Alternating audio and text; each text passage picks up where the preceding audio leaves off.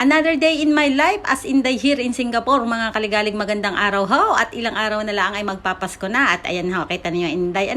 Busy sa pagkudkud na ring sahig na aray. Abay, baka sakaling magantimpalaan ay hindi na rin ho masama na ho. Pero sa totoong buhay, ayan ay dinadaan ko lang sa gayaan. Pero ho, sa totoong buhay ako ay talagang nalulungkot at nalulumbay dahil ho ay mag-aanim na taon na naman.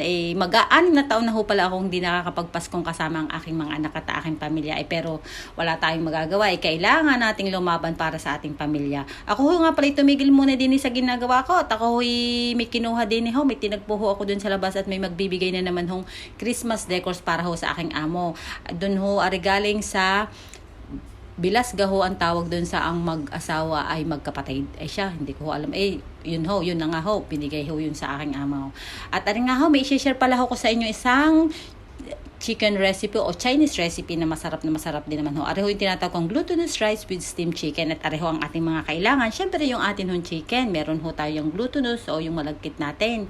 Meron ho tayong shallot, bawang, tapos yung dried prawn scallop, tapos yung dried mushroom at yung Chinese sausage. At yun nga ho, yun ho ating dried mushroom na yun, binabad ko muna ho sa mainit na tubig para ho mapalambot natin at yun ho matigas.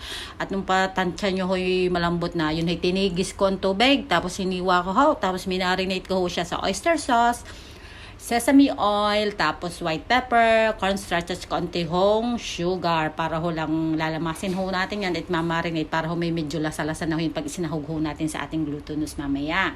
At yun nga pala hong chicken natin dun ay minarinate ko na rin ho ha. Minarinate ko po yun sa dark and light soya sauce, oyster sauce, ginger sauce, at saka ho white pepper, at saka ho kaunting Shaoxing wine. At ayun na ho.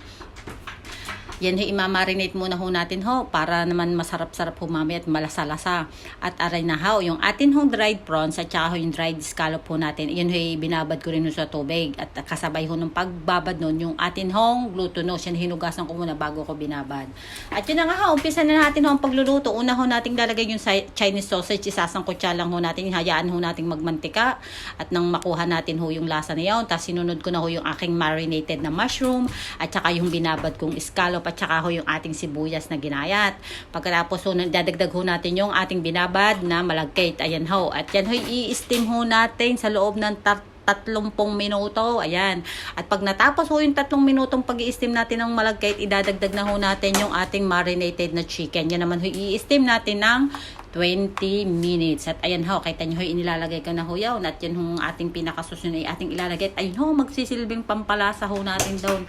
Akin nga ho, tinigis di yung maigi yung sauce. At sayang ho, at talagang ayun ho, ang magbibigay sarap baga sa ating steamed chicken na may malagkit. Ayan ho, napakadali ho na rin gawain. At isa ho, already sa laging inire-request ng aking mga alaga din eh. At pagkatapos ho niyan, ating i-steam ho yan ng 20 minutes.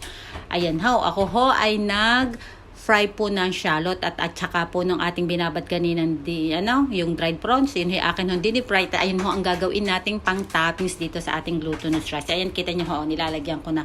Yan ho, ang magiging itsura ng yung ating glutinous rice with steamed chicken ho. Ayan ho, yan ang lalagyan na ho natin ng toppings. At saka ho yan yung ating dried prawns na ating pinirito kanina.